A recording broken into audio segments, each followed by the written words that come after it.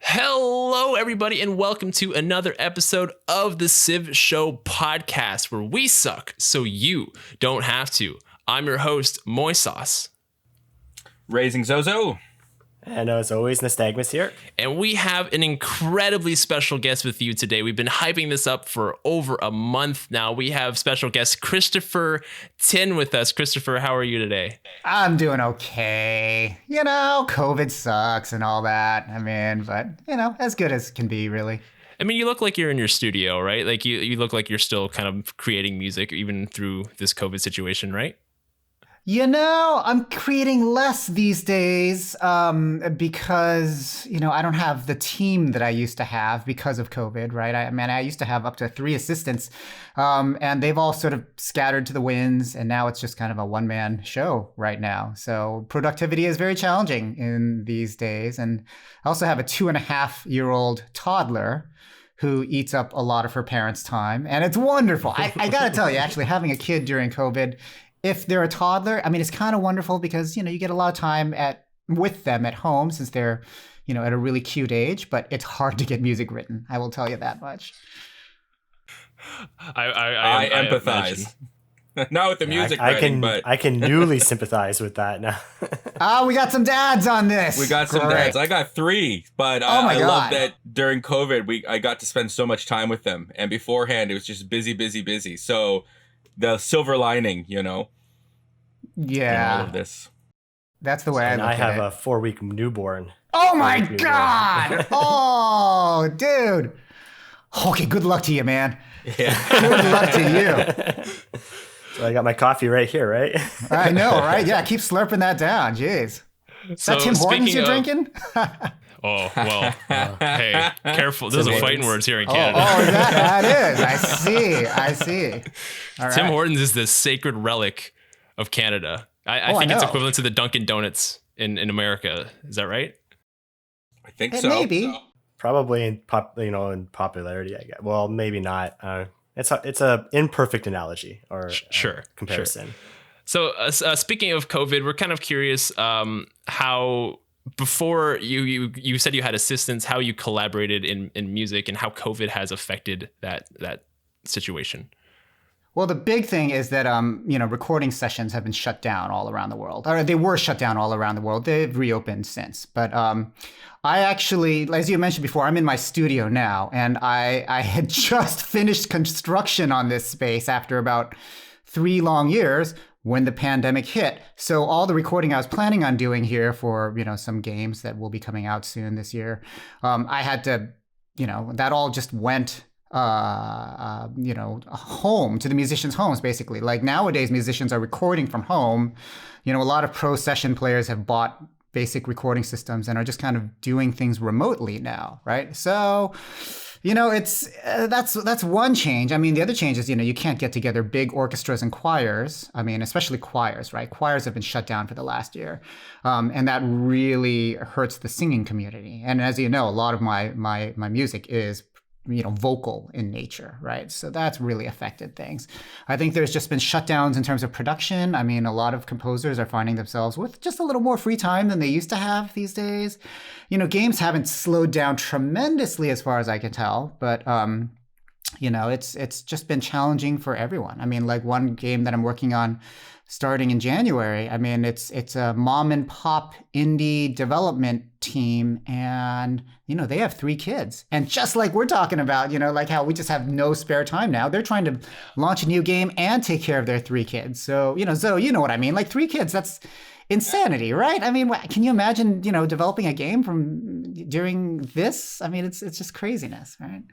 As long as you have a slightly older one that can sort of keep the others in line, it works out. Parenting tips from the Civ Show. Yes. We have an expert over here, man. He's got so many. The real strategy is to space them out in a certain way so one can become the chief kid. That was part of the plan. I see. Space them out. So the oldest is 10.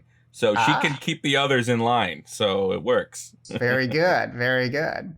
So Zoe, I know you had you mentioned that you like to use a lot of lyrics in your work, Christopher Tin. Zoe, I know you had a question specifically to one part Is that right? I do have a question. Thanks, Moy. Okay, so my question is this. For the Sogno Di Volare, I love to butcher words, by the way. Yeah, awesome. For the Flight of Dreams, I've read that you use the modernized version of Leonardo da Vinci's writings on Flight as its lyrics. Can you share with us how you did that? And do you do this with other pieces of your music? Okay, so backing up just a little bit. I don't know if you all know this, but the reason I chose that quote, you probably know this. You know Civ. I mean, that quote is essentially the tech tree quote from Civ IV, right? Leonard Nimoy says it when you develop Flight. He says, "For once you have flown, you will always look at the sky because that is your home and that is where you long to return," right? So I decided to base the theme for Civ VI on that quote because honestly, Civ IV, I mean, that's my favorite Civ. And honestly, I'll be perfectly honest with you guys. Like I'm very loyal to that one because it launched my career, right? Right. And I thought, the developers of Civ 6 said, we really want this to have this sort of feeling of exploration, right? That's the theme of Civ 6. And so I thought, well, okay, great. Let's just do this. Let's make a little Easter egg for all those longtime Civ fans out there and use this quote from, the tech tree in Civ 4. And, so I found that quote. Now, the thing about that quote, the truth is Leonardo da Vinci never actually said that. It has been sort of like misattributed to him over the decades. I think it actually originated in some like documentary about him or something like that, right? But pop culture has a tendency to take things and just kind of like assign them, like to people, and then there it is, right? So I decided to use the quote anyway. But the thing is, that original quote, I could not find an original Italian version, or rather an original Latin version of it, right? Obviously, it doesn't exist because he didn't actually say it, right? So we have to find some approximation of it, either in Latin or in modern Italian, right? And so I turned to my friend who's a singer and a songwriter, and she's Italian. And I said, okay, here's the quote. And I needed to fit the music. And, we know that it's not truly a quote that Leonardo da Vinci says, but everyone thinks it is anyway. And so what can we do with this? And I, at that point, also played her the melody I had in mind.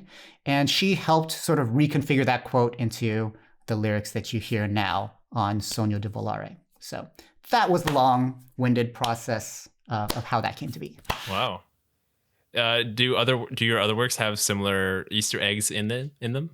There are often Easter eggs, musical and lyrical, across all of my works. But they, sometimes you get more to work with in terms of the Easter egg department. You know what I mean? It's like, this is a Civ theme. I can do stuff that relates to older Civs. I mean, you have stuff to work with here, right? I tend, every time I do a piece with lyrics, the process is different. I mean, sometimes, if you're taking a poem, for example, the poem just fits perfectly as lyrics and boom, there it is. Nothing you need to do to it. Sometimes if you have a concept for a piece, you need to massage, the source text just a little more. So for example, on my newest album, To Shiver the Sky, the last movement is a setting of John F. Kennedy's moon landing speech where he says, "We choose to go to the moon," right? That is a long, long speech, and there's no way I can use all of it. And frankly, speeches don't translate to lyrics very well because lyrics benefit from having a certain metrical regularity to them, but just spoken text, speeches, prose, anything like that doesn't have that regularity, right? And so unless you want your music just to be sort of free form and length and duration and rhythm, you need to find a way to edit out a few words or maybe, shorten a few phrases, things like that, just to make it work as a lyric. So I often find myself doing that. Cool. You also mentioned that you're very loyal to Civ IV. It's the civilization that launched your career. So yeah, Nystagmus, I know you have a question about that. Yeah, because you did mention that's the one that you're very loyal to, right? The theme from Civilization 4 that we all know and love. And my main question was, after the success of Baba Yetu, does that success change how you approach future work at all? Or does it kind of cast a shadow at all over how you would approach new pieces that you would create?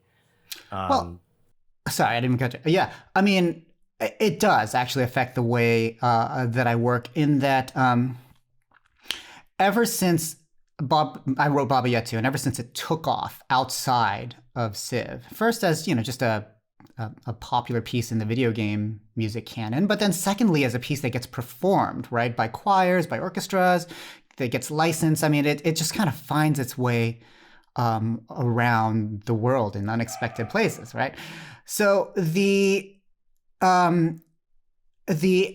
questions that I got asked after that by my publishers, for example, are like, what are you writing next, and can we publish that, right? So that becomes the big thing hanging over my head at that point. Like, okay, I'm going to write another theme, and I know my sheet music publishers, Hal Leonard, Boozy and Hawks, they're going to want to issue this as a piece that gets performed by everyone from community choirs to professional orchestras, right? So you keep that in the back of your mind. And then, you've got your record label. I have a record label now. It's Universal.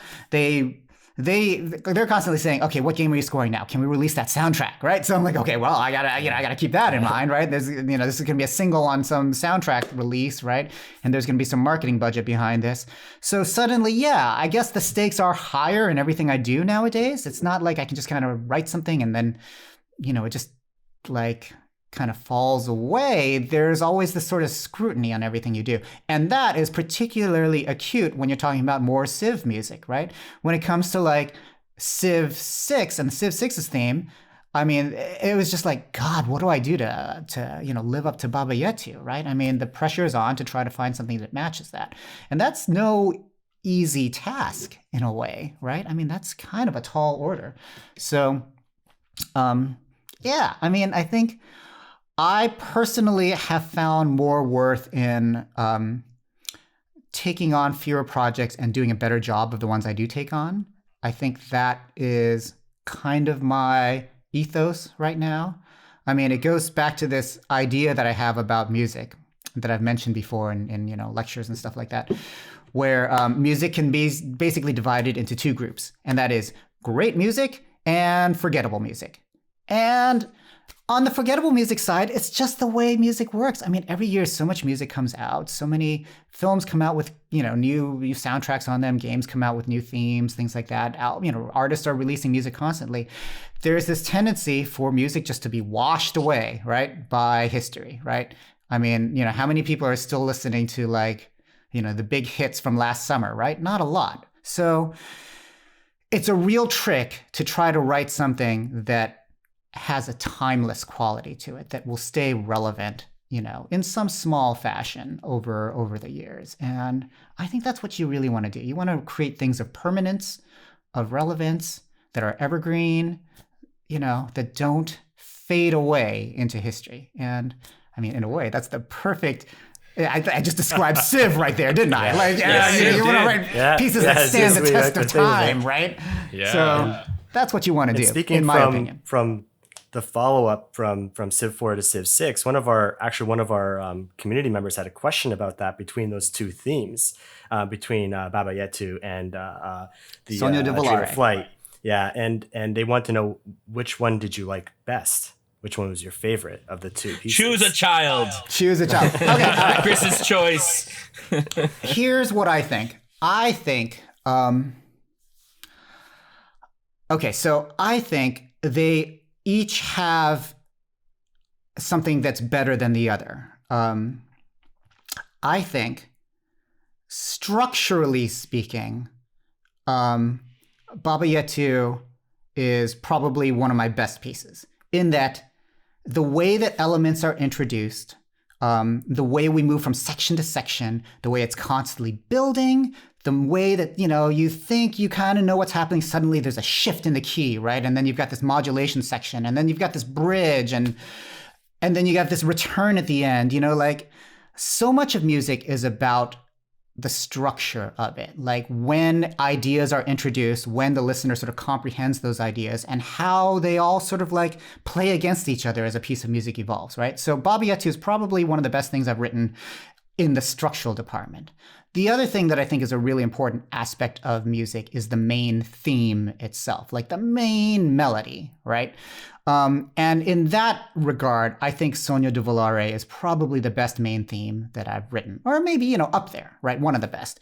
I think you can really judge a main theme on how well it stands when you reinterpret it on different instruments, or you play it slow, or you play it fast, or you add a beat to it, or whatever, right? The best melodic ideas are the ones that tolerate transformation very well, right? So you can take a piece and you can just play it on a piano, or you can sing it, or you can do whatever, and if it just stands up, then it's a solid piece of music, right? And in that regard, I think Sogno Di Volare is better. So they're both, one's the smart kid and one's the athletic kid or something, right? I mean, that's kind of my cop-out answer right there. The other thing I think about is when we each first heard those pieces, though, there was also a visual component to that. Like, it's the opening of the game itself. And I was also curious as to your involvement in how that visual component was also created to go along with the piece itself.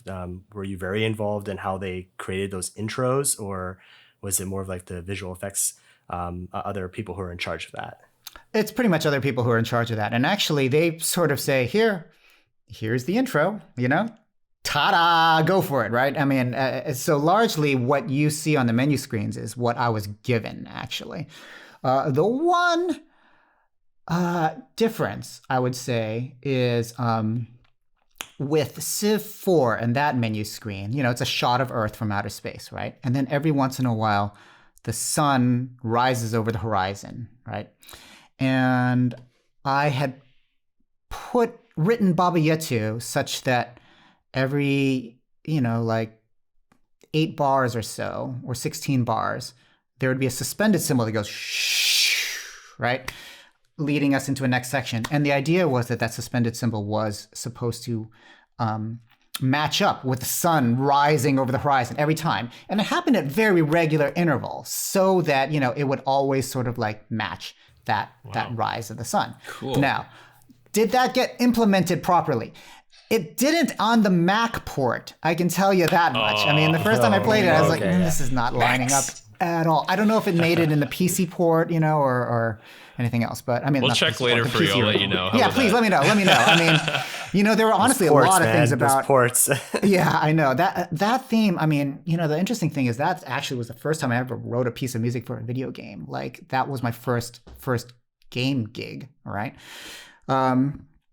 And I didn't really know what I was doing on the technical side. I mean, I didn't have to implement the music or anything like that. It was basically just, here, Chris, write a piece of music and give it to us, and then we'll just kind of lay it in. But, there were some surprises. Like, when I had actually sent them the original recording of Baba Yetu, they actually they stripped out all my drums, and then they layered in a bunch of like synth marimbas and stuff like that, which that wasn't, if you listen to the original Civ IV recording, the recording that's on the game, it sounds very different from the one that I subsequently, released on my album, right? That's because, they stripped away my drums and then added their own drums for whatever reason. And I didn't even know that was happening until the game came in. I was like, what happened to my piece? Like, what's all this marimba stuff going on? Question my decisions? What are you doing? Oh my God! What? Why? My drums are fine. Why did you do that? I don't know. But these things, that's just how like the scoring world works. Like, a lot of times things just they undergo changes for whatever reason, and the composer is always the last to know. Usually you wind up going to the movie theater and suddenly you realize all your music's been thrown out or something like that. I mean, it's just kind of how the world works. That's my corner of the world works. Kind of sucks sometimes. Kind of speaking to that, one of my favorite renderings of Baba Yetu is Tommy Tallarico's video games live, and like seeing it live is amazing. Seeing it performed live is amazing. Did you collaborate like closely with Tommy on that, or did like he just do it to like his own rendering, or like was that a collaboration? That was somewhat of a collaboration. Yeah, I mean, back then, Video Games Live was founded by Tommy and Jack Wall, cooperatively. And I think, they sent me a preliminary edit that they did of the medley. And I said, we can do it a little better if we do it this way, right?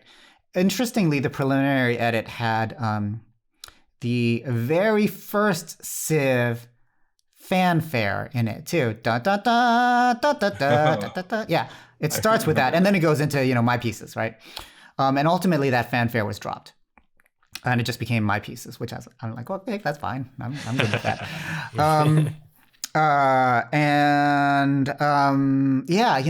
I did have a lot of input. I mean, those were the early days. Like Baba Yetu had just been, released into the world. Like this is probably 2006 when I first connected with Tommy Tallarico and Jack Wall. I mean, I think we were at the Game Developers Conference, and they have something called a demo derby where young composers just kind of play their pieces, right, for an industry panel. And it was this panel of Jack Wall, Tommy Tallarico, Steve Schnurr from EA, Chuck Dowd from Sony, like some bigwigs, in the game industry. And I was this new composer, and I just, went up there and I played Baba Yetu, just on this like open panel. And then everyone freaked out, which is kind of cool. And then the panelists gave me a standing ovation. And then afterwards, they all gave me their business cards. And then Jack and Tommy were like, we want to add your music to our show. And then, we started doing this. And then they introduced me to the sheet music publishers for Video Games Live. They're a company called Alfred Publishing. So I signed my first sheet music deal there. And then they put Baba Yetu into the world and it became this choral hit, right? So it all really started with Video Games Live in a way. Like those guys sort of took it from just being a game theme and putting it into concert halls, and at the same time, having it published, the sheet music published officially, right? So that just launched everything for me. So I owe those guys a big debt. Every career starts somewhere, right? And so that was your big break, I guess. Yeah, I mean, that's part 2 of my big break. Part 1 was even being hired to write it in the first place. And that was because of, I don't know if you guys know the story, but the designer of Civ IV was my old roommate. Yeah. Soren Johnson. I mean, I've talked about this in a lot of interviews. But he was like, hey, Chris, I'm working on Civ now. And I'm like, oh, I love Civ, so he sent me a copy of Civ III, which he had co-designed with Jeff Briggs. And, I played that and I got my head back into the Civ world. I skipped 2. Like I was an original OG Civ player, but I skipped 2 because college, That's the time to play a lot of Civ. I know, right? That was high school for me. I played just one more turn, man. That's all you got to do. And then you go right back to studying. Yeah, exactly, right? Yeah. And then, he was like, Chris, you want to write music for Civ IV? I mean, there's more to the story than that. But heck yeah.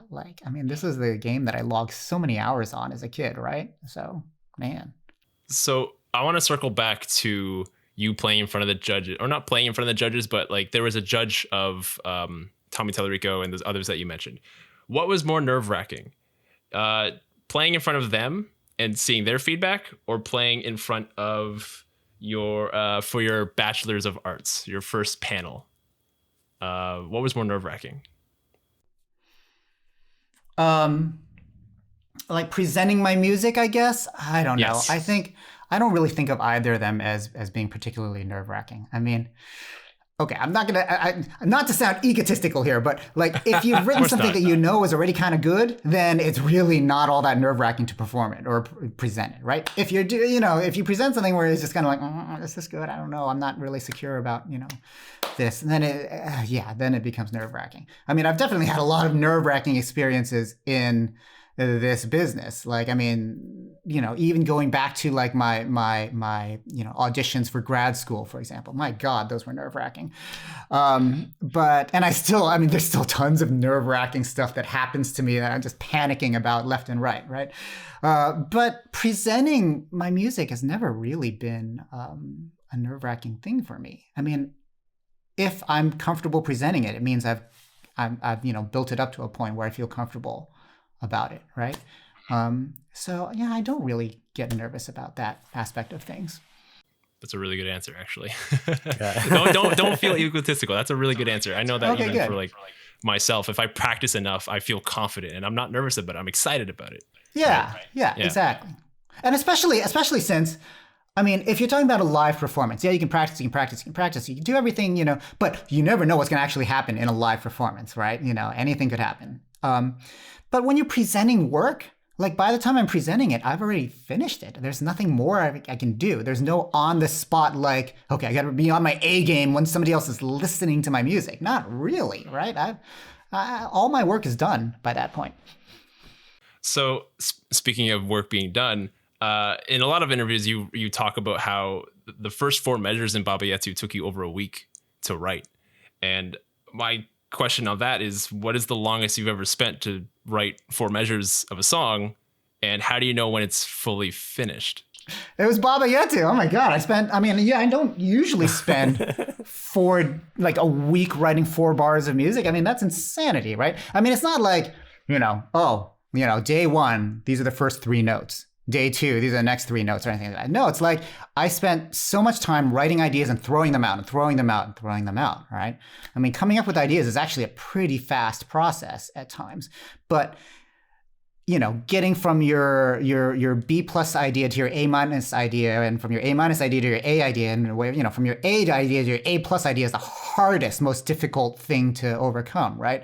That incremental sort of improvement gets harder and harder, like everything, the further along you go. So, I mean, I can write a piece of music. I can write a 2-3 minute piece of music just, in an afternoon if I need to, but would it be any good, or would it just be kind of like forgettable music, right? And that's not what I'm in the business of writing. I'd rather not write forgettable music. I'd rather write music that lasts, because what's the point of writing stuff that gets washed away by time? Is there like a trigger or an emotion maybe that you feel that that this is the version that is staying? I'm not going to iterate on this version. Sometimes, yeah. Often there is. Often there's a moment where it's just like, oh, this is it. I got it. This feels good. Usually what happens is I come up with the idea and then I will set it aside, and then I'll just kind of vet the idea over the next couple of days. Just kind of like see if I'm humming it to myself. And actively hum it to myself, because sometimes in the context of like humming things to yourself, you'll naturally gravitate towards making minor adjustments that seem the most natural to you. Ultimately you want, for example, your melodic ideas, specifically your melodic ideas, I should say, to have a sense of like inexorability about them, or what's a better word to say it? A better word to say would be like, you want these ideas to come out as if this were the only possible way that this melody could possibly ever have been realized, right? You want a sense of rightness, that this, you would never want to change a note of this because this is exactly how it's meant to be, right? And sometimes what you have to do is you have to come up with something that's kind of like 90% there, just kind of sing it to yourself over and over again. And then, you'll just sort of naturally make these little adjustments that will take it that last 10% of the way to it being something that once a person listens to it, it will feel so comfortable and so fully formed to them that they'll swear they've heard it before, They'll swear this is something that's already existed for centuries. And that's the trick with music, isn't it? Like, the more you listen to a piece of music, or the more a piece of music is familiar to you in some way, the more you actually like it, right? I think, there's this, there are all these sort of like psychological games that we play as musicians where, we try to get people to listen to your song, more than once, like twice, because if they hear it twice and they kind of get familiar with it, then it's more likely they'll want to hear it a 3rd time, and then a 5th time, and a 7th time, and then a 10th time. And pretty soon, they're streaming it 5,000 times a year, right? Like, I mean, that's what you'll want, right? Yeah. And, we have little ways of doing that sort of thing. Like within a piece of music, we recapitulate ideas. I take that Baba Yetu melody and then I repeat it over and over again across the song, but I make changes to the way I present it. And by the time you get to the song, you've heard that melody maybe 4 times, I think. But it's so familiar to you by then that you feel comfortable with it, right? And that's what, like, I think Aaron Copland said it. He said it like a great melody has an inevitability about it, right? So a great melody is one where you know in the back of your head what it's going to do, but you enjoy watching it do that anyway. And music is one of these rare art forms where it gets better the more you hear a piece of music, right?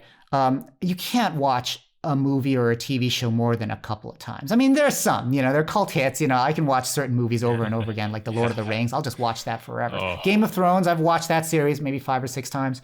It's not the last season. I love, actually, people are going to hate me for this, but I actually love the way it ended. Okay. That's another whole thing. And that's a whole can of worms. Stop the interview, Mike. Yeah. Shots fired. That's a whole other controversial statement. So we're not going there. But music is really one of those rare art forms where it's like the more you listen to, the more you enjoy it, right? And that does not hold true for a lot of other art forms. I have to say, especially for Civ IV, Baba Yetu, I remember that was like one of the first games ever, other than maybe Final Fantasy, that I would just leave on to listen to the opening credit. And it would just rotate over and over. I remember with Civ Revolution, the Goody Hut in Civ Revolution, there was a 1 in like 6 chance that it would play that. And like I would go over until it played. And then I just leave the mouse over and I just wait. Okay, and then after I'd heard a couple times, fine, I'll enter the Goody Hut. Wow. And that's Baba Yetu. Like it's you just described exactly. It's like an earworm, and you just want to hear it over and over and over again. So yeah, you did it. Thank you. Well, that's the trick. That's the trick, right? You want to write something that repeats elements, but each time the elements repeat, it's not exactly the same. Otherwise, it gets boring. Because what you never want to do is let your listener get smarter than your piece, right? And so every time you hear Baba Yetu, it's slightly different. It's sung by a different group of singers, or instrumentation's different. We're in a different key. Like that's the musical trick right there. That's really interesting. We're going to take a little bit of a break. We're going to get into our next section here. So we will be right back. Don't go anywhere. 2020 has been a rough year for everyone. Let's end the year with a fun little event involving your favorite Civilization creators. Ho, ho, ho! We've gathered together a total of 9 Civilization streamers to host a charity event for Extra Life. But first of all, what is Extra Life? What is Extra Life? Extra Life is an organization that raises money for local sick kids' hospitals and Children's Miracle Network. Each streamer featured in the Civ Give will be raising money for a kids' hospital of their choosing. We're calling the event the Civ Give, and it will be taking place on Sunday, December 20 at 1 p.m. Pacific Time, 4 p.m. Eastern Time, 11 p.m. Eastern European Time, or 7 a.m. Australian Eastern Standard Time if you live in Australia, like me. Our team of streamers is looking to raise $5,000 for Extra Life, and we are going to need your help. But if you can't donate, that is totally fine. There are other ways for you to help promote the event. There are ways you can help without directly donating. You can use the hashtag TheCivGive2020 on social media and tell your friends, your parents, and even your pets. We want to make this a trending topic, and we're going to need a lot of help. For those that want to donate, you can make a donation early, and it's totally okay to donate more than once. Donation link will be in the description of the video, and all donations are tax refundable. For any businesses or organizations listening to this message, consider donating prizes for us to give away during the event. And for any individuals listening to this message, this is going to be an event you won't want to miss. So join us on December 20th as we battle it out in Civilization. If you like Civilization and you like us, this is an event you don't want to miss. All of us are going to be there. We just need your support. See you there.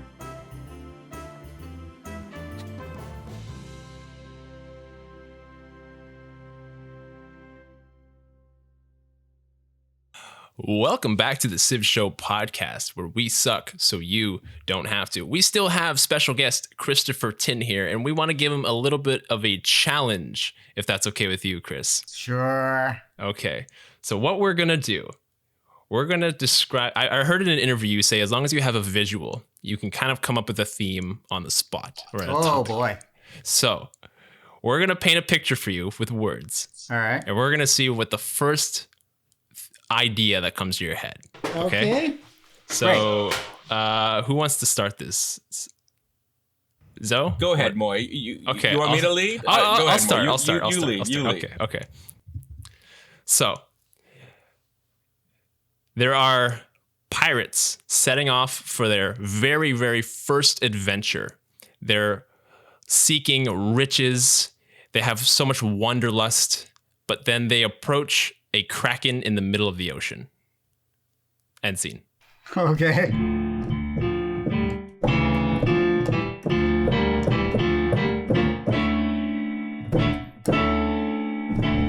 And then, I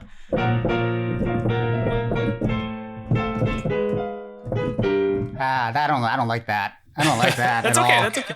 The first part was okay. I dug it. Yeah, Kraken. I don't know. Don't worry about it. That was great. That was great. Okay, all right. I'll give you. Maybe this one might be a little easier for you. Okay. You guys got to know that I'm actually not really much of a pianist. So, you're jumping into this assuming that I am actually a pianist, but I'm really not. But go for it anyway. That was better than anything I could do. We'll do our best. Yeah. We'll do our best. Yeah, we're doing our best. We're doing our best. This is more of a storytelling challenge, right? So here you go. Let's see if you can visualize this. Riding on a red wagon, down a steep hill, jumping over a river, and crashing into a tree. Go.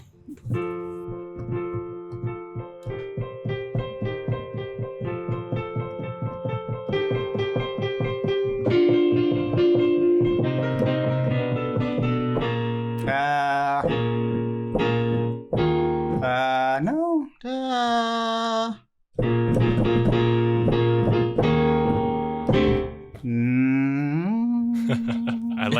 I like the down the hill. So maybe all right. Yeah, down the hill was really. I like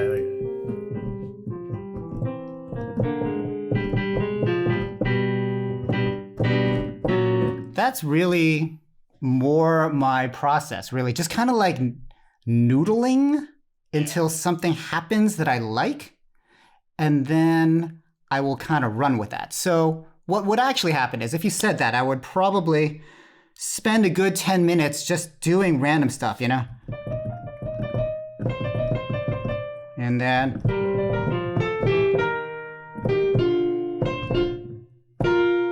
then I would say, okay, well, I kind of like that. So then I would sort of take that and I would go, do I want to do it like this? Or do I want to, give it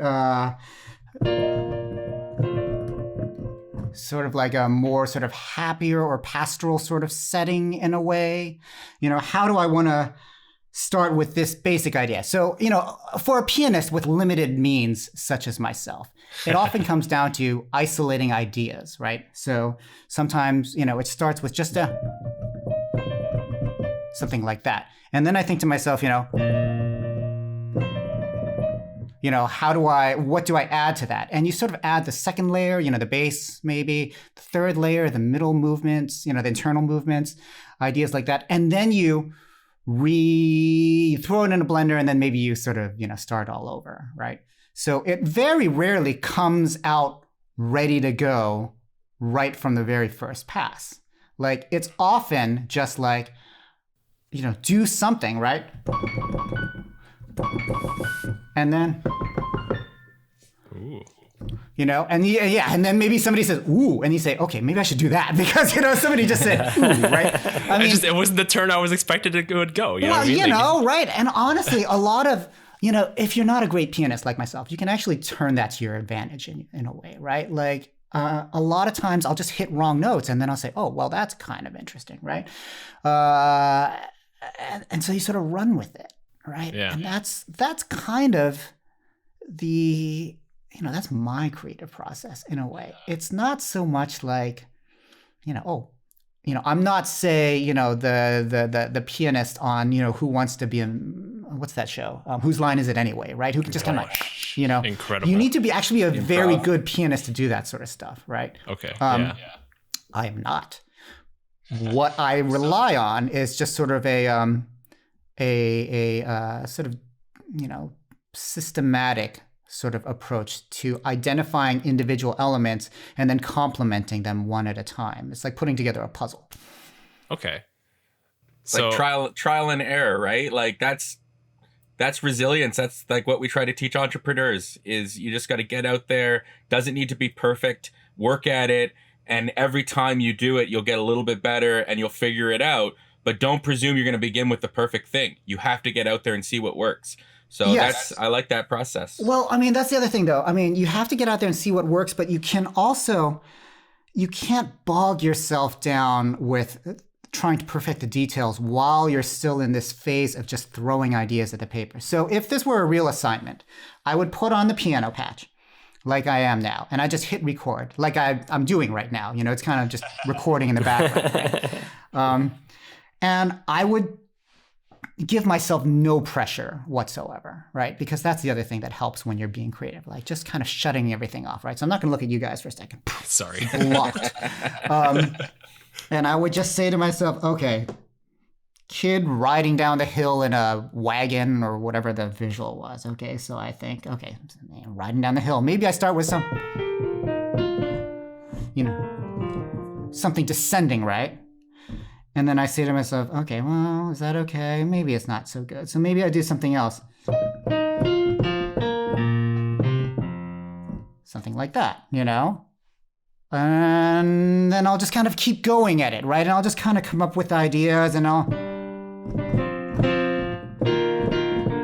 just throw ideas out there. Sometimes, honestly, I'll just play things I'm already sort of familiar with,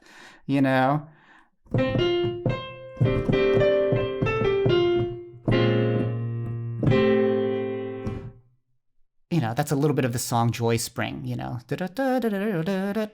and sometimes that just puts me in the right sort of creative mindset to explore different ideas. And then sometimes, I'll just play a chord and then I'll play just totally some unrelated chord. And I'll say, okay, well, is there something good there? No, move on, right? Do something else, right? Sometimes I'll hit wrong notes and I'll explore whether that did anything interesting for me. But there's often a phase where you just sort of like give yourself free rein to make a ton of mistakes and just throw ideas at the paper and not worry about if any of them are good. And, that's why I do this in front of a computer too, so I can record everything. Like an hour's worth of just noodling at the piano, right?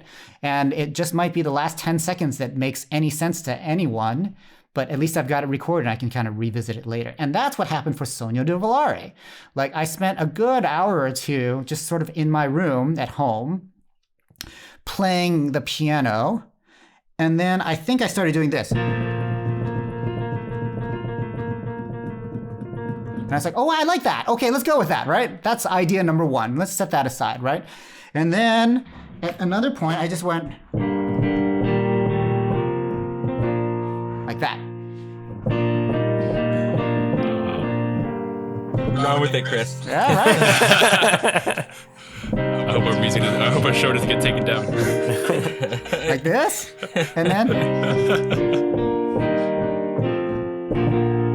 right? I did that. And then my wife walks in, and she's like, oh, I like that. And then she walks out. And I'm like, okay, I did it. I brought my wife into the room. Thank you, Mr. She came in. I lured her in. Fantastic. I've got a hit on my hands, right? Success. So that's kind of the process. That's the creative process, right? So, we can keep playing if you want, but I mean, it would stretch out your podcast. Yes. Yeah. I'm just hoping that there's no copyright strike on this video anymore. No, I don't think no. Well, yeah. Oh, okay. You can edit that out if you want. I guess. No, it's okay. We'll figure it out. Now we can stop at the playing there. I think you've kind of shown us a lot in your writing process, and that's super, super fascinating. And as a mission, my idea wasn't very interesting anyway. So, and you know sorry, what? Nystagmus. Sorry. If you want to run with Red Wagon crashing into the tree, you go with that. Okay, that's the next If it's going to be your Civ next theme. big hit, Yeah. all right. All right. Civ 7, here we come. Yeah. Or you can just read Calvin and Hobbes. There you go. Yeah. So I want to kind of talk about your recent work, right? You posted a post on Reddit recently asking for people to join a choir, a stay-at-home choir. Tell us a little bit about what that is. Okay, so this is there's an organization based in the UK called the Stay at Home Choir, and this is an organization that sprang up after the pandemic shut down choirs worldwide. Right, suddenly you have thousands and thousands and thousands of singers around the world who just kind of miss singing, and so what this organization has started doing is organizing basically virtual concerts, or short performances, not full length concerts, but what singers can do is they can just kind of sign up by going to stayathomechoir.com and then selecting a project that they want to be a part of. And then the organization basically, gives you the sheet music, and they give you a guide track that says, okay, you're now singing tenor part on Sogno Di Volare, and this is how it goes. Repeat after me, And then you record yourself singing into your laptop or, your iPhone or whatever, right? And then you send it to them, the video and the audio, and then they cut it together like a giant virtual choir, and you can watch the end product video, and you can find yourself in kind of a, one of these little squares somewhere on the screen singing this piece, right? And it was kind of exciting to me that, they wanted to do Sogno Di Volare as their next project, right? And so, like a lot of their previous projects have been Beethoven's Ninth, and stuff like that, right? So Beethoven's Ninth, my little theme for Civ VI. And I'm going to be pretty involved, in the process. I don't quite know what they want of me yet. Like I might, do little messages here and there, Q&As, like a masterclass or something. I mean, that's one thing I have over Beethoven. I can actually do these things. I've beat him in the living department. It's going to be a fun sort of thing. And, I think the singer community has really taken to it as well. And what's great for me too, and I think what's great for the game industry in the whole, is that it's going to introduce a lot of people to Sogno Di Volare. All right. I mean, I think what we're constantly trying to work at is more mainstream acceptance of everything related to video games, especially, on my side, on the musical side, right? Like there is a very concerted effort, by me and some of my colleagues, frankly, to try and get video game themes, video game soundtracks, just sort of like welcomed more into the popular music world, right? And things like Video Games Live are great for that sort of thing.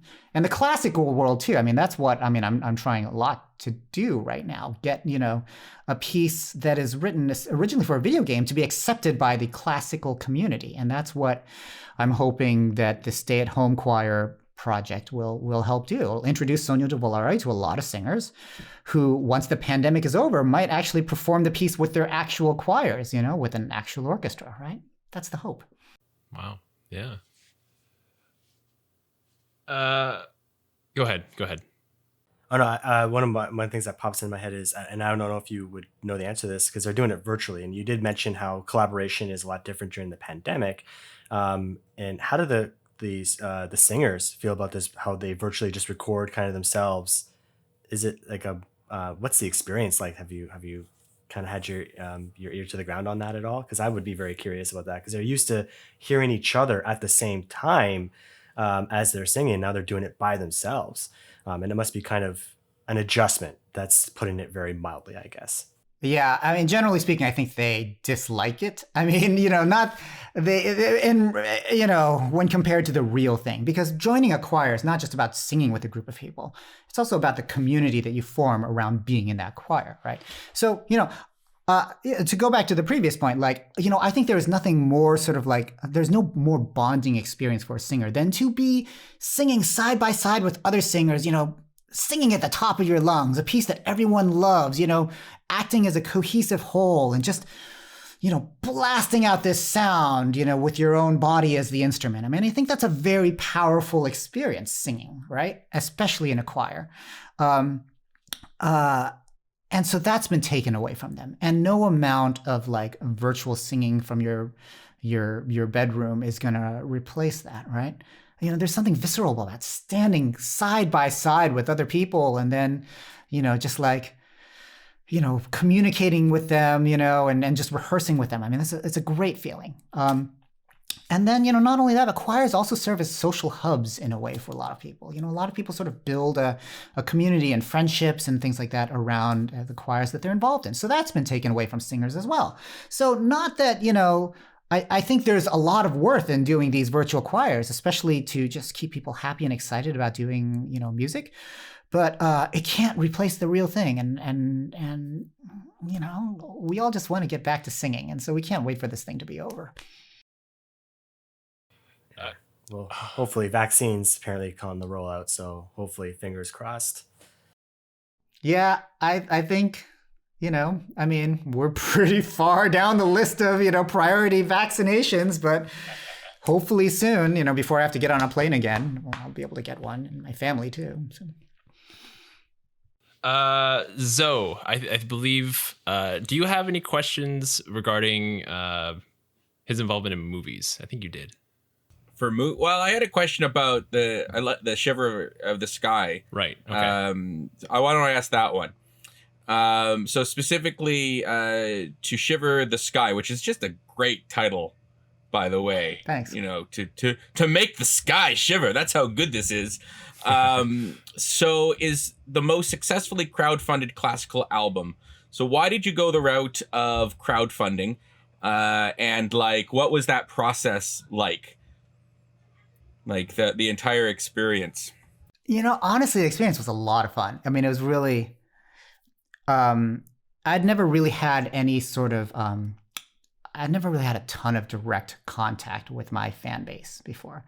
And then this isn't because I'm shy or I don't like to talk to people or whatever. I mean, clearly, I'm here yammering my head off, right? So I have no shortage of things to say. The Kickstarter campaign gave me a nice format to do it, to have a community that, sort of like, subscribe to this project that I could narrowly focus my discussions around, right? I mean, whenever I tend to talk to people online or in podcasts, it sort of runs the gamut, right? It's really nice to have 3,000 people that I can talk to about one very specific thing that means a lot to me at that given moment, which is composing this album, right?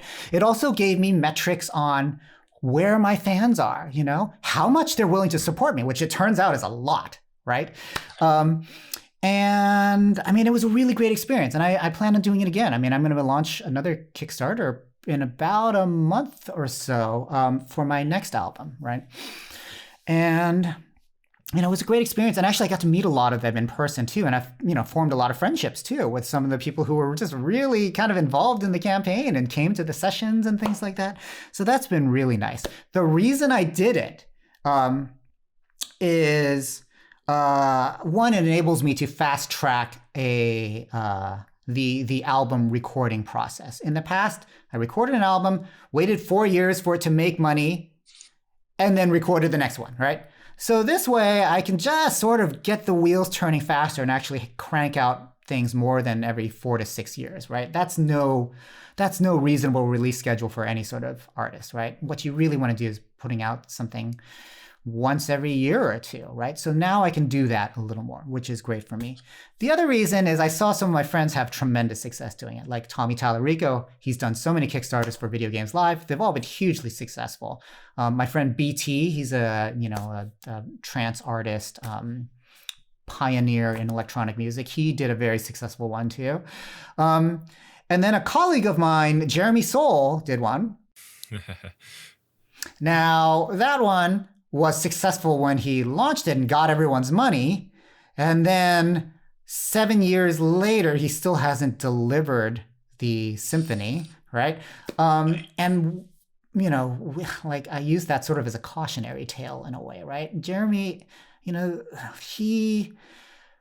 made all these promises to his fan base, and he didn't follow up on them, sadly. And I respect him as a musician, but I don't think you can do that to your fan base. Honestly, you really can't do that. I think my fans are outside of my family, my fans are the most important people in my life, right? Because they are what keep everything going in a way, right? And so I go to great lengths to keep my fans happy and to engage with the community. And I mean, for one, I really like to do it. Generally, they have very nice things to say. I mean, sometimes they say really negative things and then I get really depressed for a while. But generally speaking, it's all very positive. But more than that, I mean, that's just what you have to do as a musician. You know, you have to just sort of connect with your community because they're the ones who are going to listen to your music and spread the gospel about your music, right? Literally. So I'm totally invested in this idea of like cultivate your true fans, take good care of them. You know, that pool of fans will grow over time. I mean, I'm still a niche artist. Maybe I'm a celebrity in Civ world, but you know, outside of Civ world, maybe not so much, right?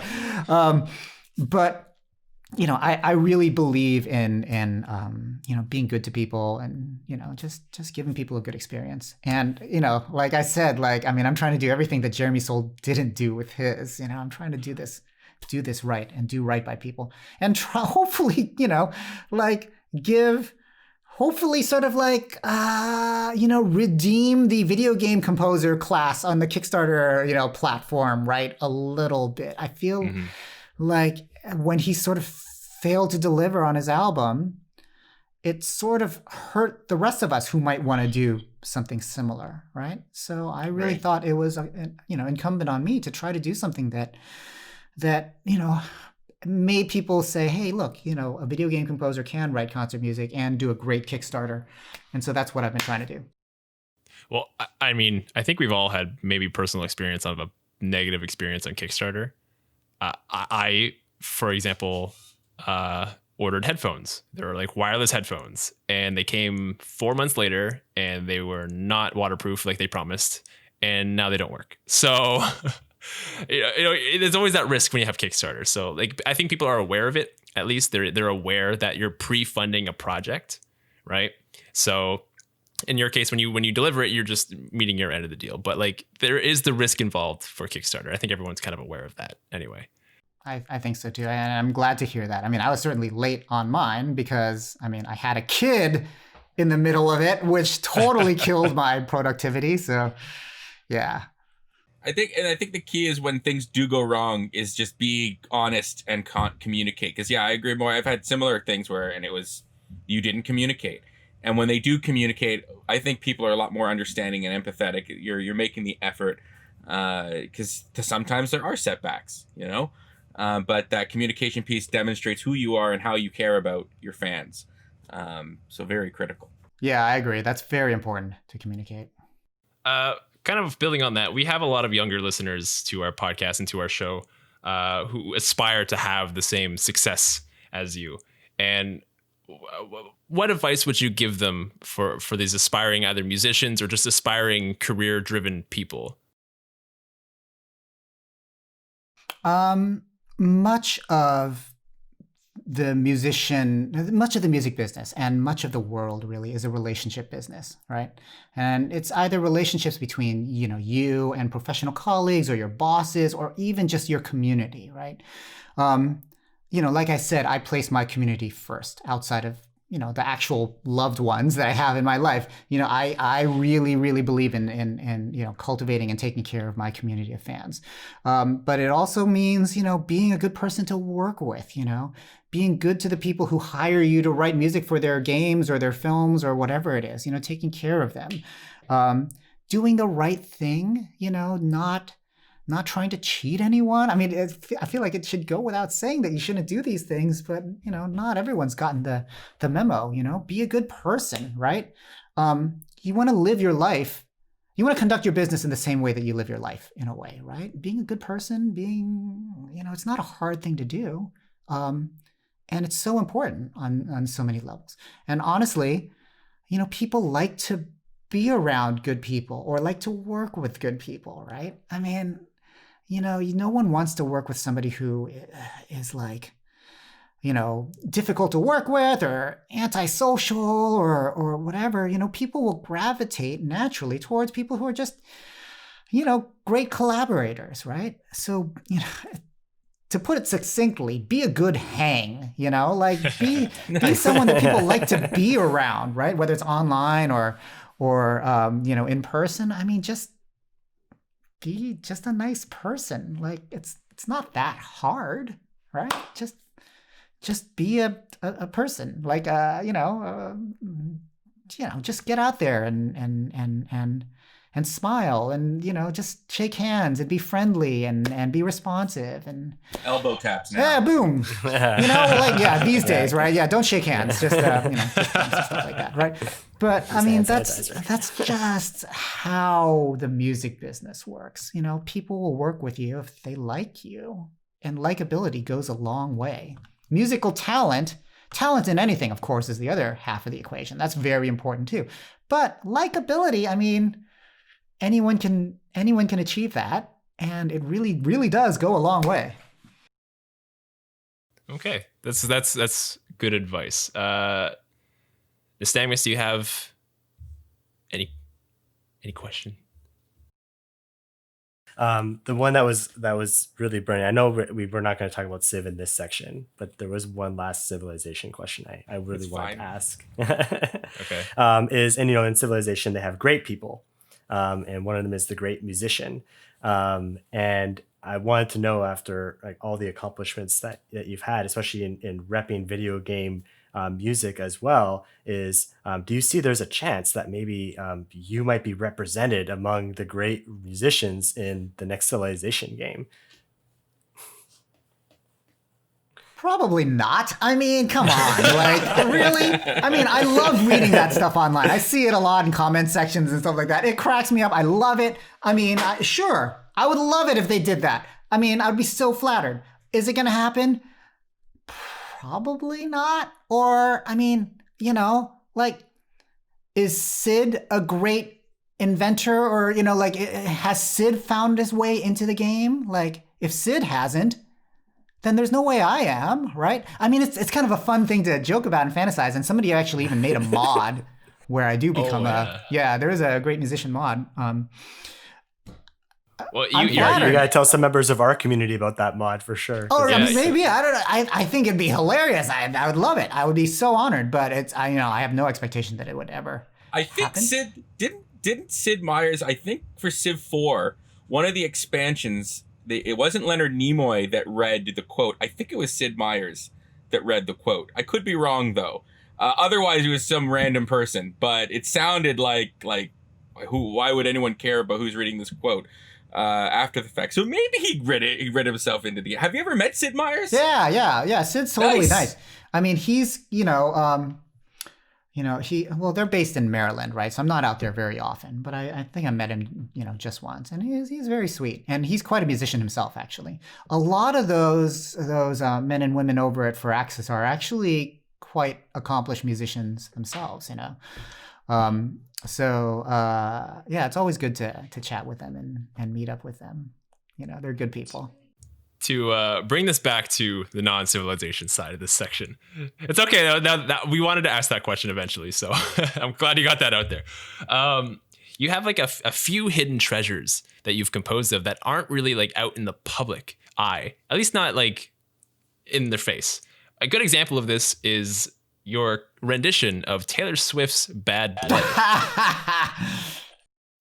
Is there a chance of a full album or at least more tracks of covers of popular songs? No, there isn't. That was a one-off kind of thing? There is no. I mean, that was just a fun, random thing. Like, I just bought this sample library called Spitfire Audio, right? They released orchestral samples. I just had I wanted to play with them just to kind of get a sense of, what they were, what they sounded like. I'd just gone to this Taylor Swift concert. I'd met her beforehand, backstage. And I was at the concert and I was like, hey, this is, what, let's do a little arrangement of Bad Blood and, let's throw it online, right? So it was just kind of like a fun creative exercise, I guess. And it just sort of went nowhere for a while until she tweeted it, right? And of course, Taylor her tweets, however Massive following, yeah. massive following, right? And then suddenly it gets picked up by like, People Magazine and Cosmopolitan and stuff like that. I'm like, I never thought Cosmopolitan would mention me ever, right? I never thought I would be found in the hallowed pages of Cosmopolitan. Yet there I was, courtesy of Taylor.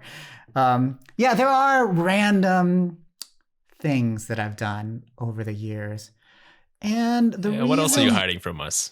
What else is out there? Well, there's a reason things are hidden, right? Okay. I mean, but here's the thing. Like, okay, so this goes back to, my little improvisatory piano section earlier. I think you have to give yourself a safe space for trying out crazy things and making mistakes. And even if they're ridiculously embarrassing or total failures, you can just sort of wash them away and never mention them again, right? But unless you take risks or allow yourself to, venture outside your comfort zone, you'll never actually find out what really works out there, right? And I mean, sometimes that means doing something totally wacky like a Taylor Swift cover. I mean, if that had really taken off and Taylor was like, hey, Chris, you want to work together on an album? Then I'd be like, okay, I'm doing this.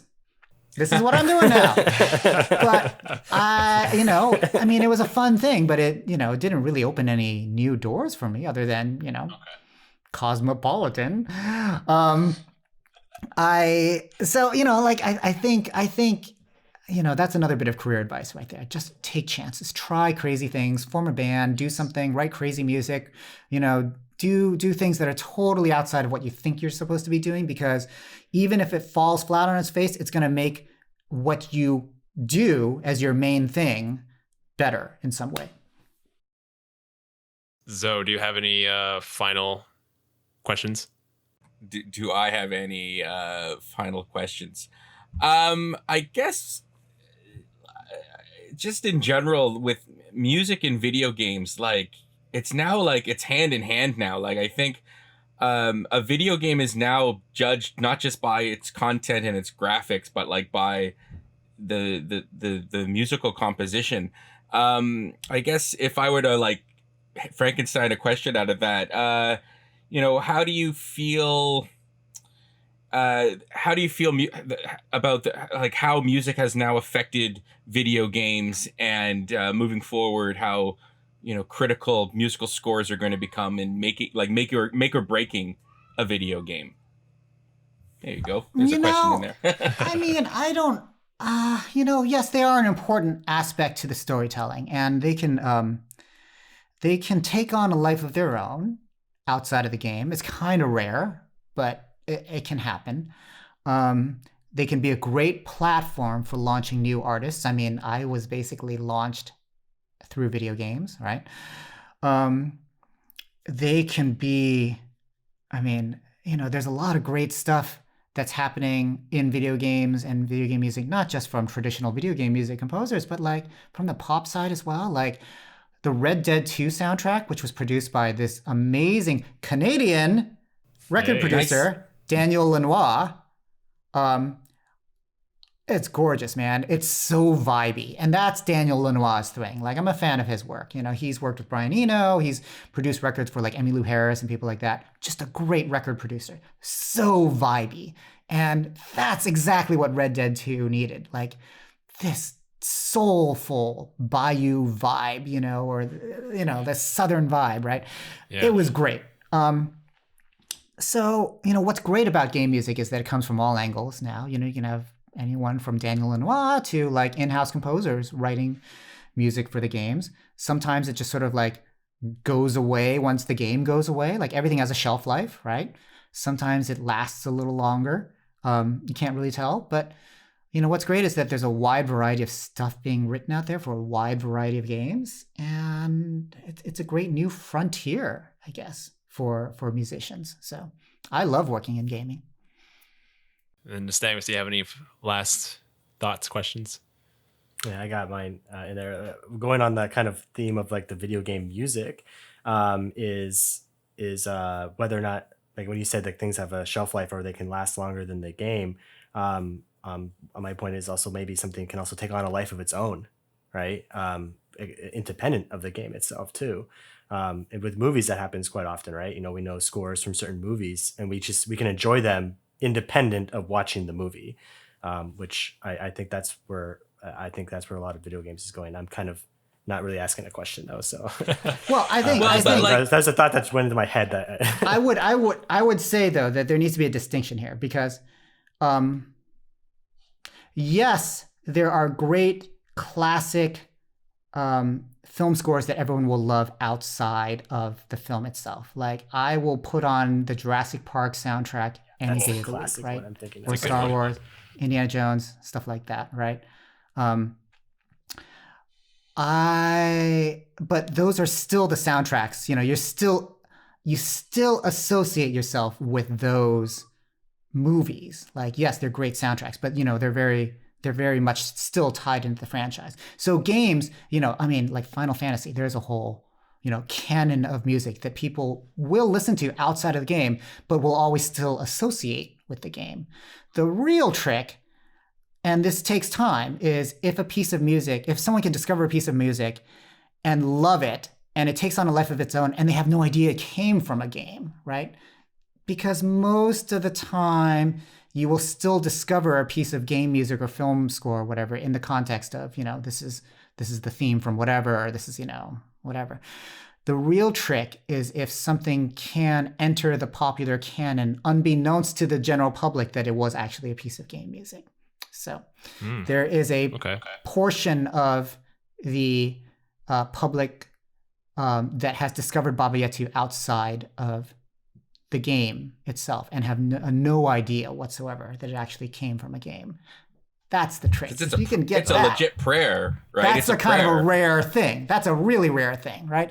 And I'm trying to think of examples from the film world. I mean, there are lots of popular songs that we know now as songs, but that originated in a film, for example. But they've since sort of like stepped away from that film, and maybe the film was forgotten. But now they're a part of our canon, right? That's the real trick. And that's not an easy thing to achieve. Yeah, I think The Weeknd and Kendrick Lamar wrote something for Black Panther that took a life of its own. I don't recall the track, but I know exactly what you're talking about. Sure. Yeah, exactly. That sort of thing, Or, there are a lot of like American songbook, classics, right? That were originally written for some Fred Astaire movie back in the day. And nobody remembers the movie, but somehow this one random song has survived, And you'd know it if you heard the song. But that's the real trick, right? Yeah. All right. Well, thank you for your time, Christopher Tin. Really, really appreciate it. We want to give you the opportunity to take these last final moments to say whatever you want, shout out whoever you want, promote whatever you want. Go ahead. I gotta give a shout out to 2K Games and the team at Firaxis and my old buddy Soren Johnson, who brought me on board the franchise in the first place. I mean, none of this would have happened had I not been pulled into Civ IV to write Baba Yetu. So that's the true thanks that I need to give at the end of this podcast. Well, really appreciate having it on. Thank you very much, man. You've been a great guest. Thank you very much. Yeah, thank you very much. Good to meet you all. Chris. Take care.